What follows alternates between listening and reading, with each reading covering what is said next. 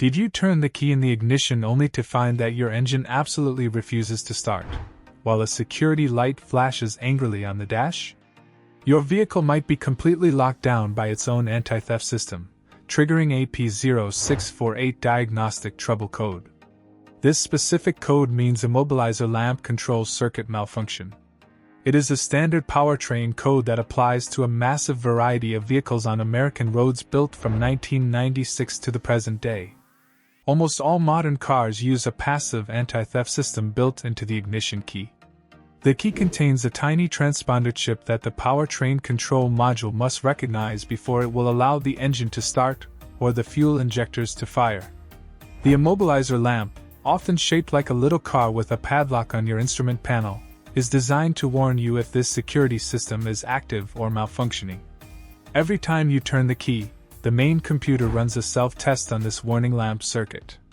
If the computer detects that the electrical circuit controlling this specific light bulb is broken, shorted, or completely unresponsive, it logs this trouble code.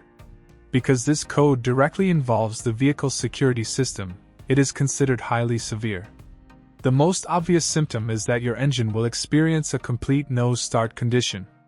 You might also notice that the immobilizer lamp itself is completely dead and will not illuminate at all when you first turn the key, and you will likely find other security-related codes stored in the computer.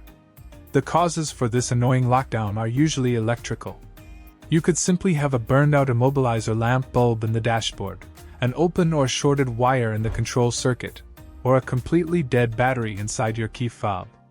In rare cases, it points to a major failure or programming error within the powertrain control module itself. To troubleshoot this at home, start with the absolute basics. Try using your spare ignition key to see if the engine starts, which would immediately prove that your primary key has a dead transponder. Next, turn the key to the on position without starting the engine and look closely at the dashboard. If the security light does not illuminate for a few seconds like it normally should, you might just have a blown fuse or a dead bulb in the cluster. You can use a digital volt-ohm meter to check all the security system fuses under the dashboard, making sure to test them while the circuit is loaded. However, tracing complex controller area network wiring diagrams behind the dashboard is incredibly frustrating.